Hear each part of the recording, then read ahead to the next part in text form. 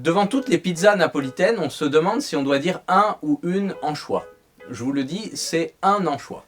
On se demande aussi souvent si on doit dire un ou une orque. Là, c'est une orque.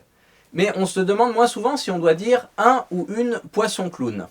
Et pourtant, la réponse n'est pas évidente, parce que ça dépend de l'âge du poisson clown. Comme beaucoup de poissons, les poissons clowns sont hermaphrodites, et leur genre dépend de leur âge.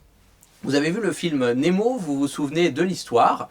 La maman de Nemo, au début du film, est mangée par un barracuda, et le père élève alors seul son fils, qui un jour est enlevé par un plongeur, et donc le père part à sa recherche. Si c'était comme dans une véritable famille de poissons clowns, ça ne se passerait pas du tout comme ça. Dans une famille de poissons clowns qui vivent dans une anémone de mer, il y a un père et une mère qui font des petits, qui naissent tous sous forme de mâles. Et si la mère va voir ailleurs ou se fait manger ou disparaît, eh bien le mâle qui était son mari devient une femelle et le plus costaud des jeunes mâles immatures va devenir son conjoint. Donc au début du film de Nemo, si c'était comme dans une vraie famille de poissons clowns, le père de Nemo aurait dû se transformer en femelle et Nemo devenir son mari. Ça changerait un petit peu l'intrigue du film.